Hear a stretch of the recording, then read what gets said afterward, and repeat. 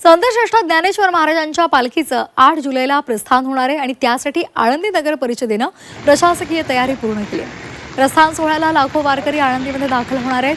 आळंदीमध्ये 1800 मोबाईल टॉयलेटची व्यवस्था केली आहे. त्याचबरोबर इतरही सर्व तयारी पूर्ण केली आहे.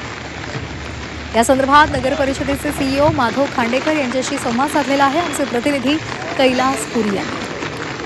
संतश्रेष्ठ ज्ञानेश्वर महाराजांच्या पालखी प्रस्थान सोहळ्याची तयारी जी आहे ती प्रशासकीय पातळीवरही पूर्ण झालेली आहे. माझ्याबरोबर नगर परिषदेचे CEO माधव खांडेकर आहेत. त्यांच्याकडून जाणून घेऊया नेमकी कशा पद्धतीनं तयारी जी आहे ती पूर्ण झालेली आहे. काय सांगाल, कशा पद्धतीनं तयारी जी आहे ती पूर्ण झालेली आहे, काय काय व्यवस्था करण्यात आलेली आहे?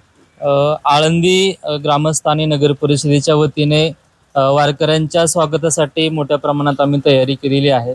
त्यांच्या सोयीच्या दृष्टीने या ठिकाणी 1800 मोबाईल टॉयलेट इन्स्टॉल करण्यात आलेले आहेत.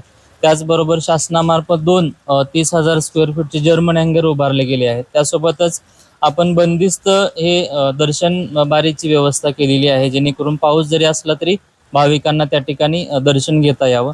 आरोग्याच्या दृष्टीने जवळपास 500 आरोग्य कर्मचारी या ठिकाणी उपस्थित आहेत. तेवढाच मेडिकल स्टाफ पण उपस्थित आहे. सुरक्षेच्या दृष्टिकोनातून पोलीस विभागाच्या मार्फत 1300 पोलीस अधिकारी कर्मचारी या ठिकाणी पूर्ण वेळ उपस्थित असणार आहेत. एकंदर या ठिकाणी प्रशासनाच्या वतीने वारकऱ्यांसाठी सर्व सुविधा देण्याच्या अनुषंगाने आमची तयारी पूर्ण झालेली आहे. पालखी प्रस्थान सोहळा जो आहे तो अवघ्या काही दिवसांवर आलेला आहे आणि त्यासाठीची जी प्रशासकीय तयारी असते ती पूर्ण झालेली आहे. आता या ठिकाणी वाट जी पाहिली जाते आहे ती पालखी प्रस्थान सोहळ्याची.